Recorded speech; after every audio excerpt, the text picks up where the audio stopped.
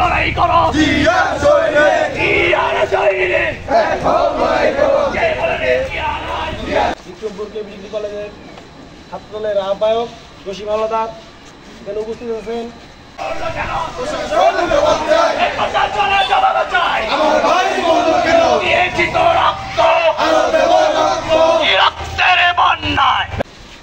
আমার প্রিয় বড় ভাই সিরাজউদ্দিন খান, সাবেক সিরাজউদ্দিন খান উপজেলা ছাত্রদলের সিনিয়র সভাপতি প্রিয় বড় ভাই হিমেল মল্লিক।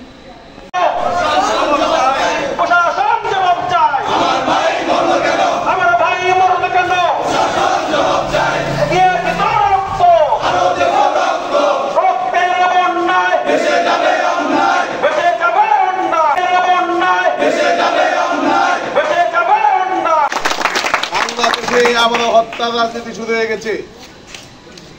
আমরা বাংলাদেশ জাতীয়তাবাদী ছাত্রদল হুঁশিয়ারি উচ্চারণ করে বলতে চাই, কোন গুপ্ত সংগঠন, কোন বট বাহিনী দ্বারা যদি বাংলাদেশের পরিস্থিতি অস্বাভাবিক করার চেষ্টা করা হয়, বাংলাদেশ জাতীয়তাবাদী ছাত্রদল বসে থাকবে না।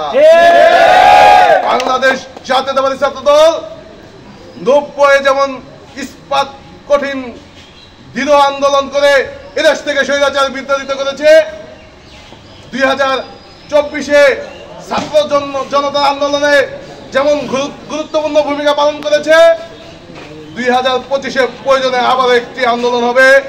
সেই আন্দোলন থেকে বাংলাদেশের যত ধরনের সন্ত্রাসী কর্মকাণ্ড, ওই বট বাহিনী গুপ্ত সংগঠনের যত সন্ত্রাসী কর্মকাণ্ড এদেশ থেকে বিতাড়িত করার লক্ষ্যে ইনশাল্লাহ আবার আমরা রাজপথে দৃঢ় আন্দোলন গড়ে তুলব।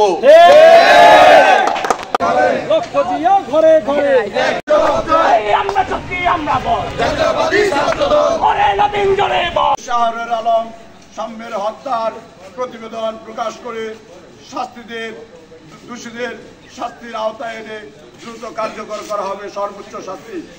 আবারও সকলকে ধন্যবাদ জানিয়ে এই কেবিজি ডিগ্রি কলেজ শাখা ছাত্রদলের আরো সুসংগঠিত করার জন্য সকল নিয়মিত ছাত্রদেরকে অংশগ্রহণ করার মাধ্যমে এই বাংলাদেশ জাতীয় ছাত্রদলের পথ এবং আরো শক্তিশালী হবে, এই আশা কামনা করে আমি আমার বক্তব্য শেষ করছি।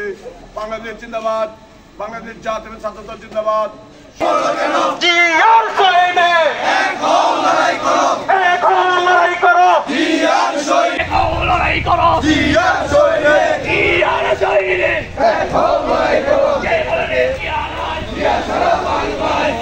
বাংলাদেশ জাতীয়তাবাদী ছাত্রদল নেতা শাহরি আলম সাম্যের হত্যার প্রতিবাদে বিক্রমপুর কুন্দুবেড়ি সরকারি কলেজ ছাত্রদলের পক্ষ থেকে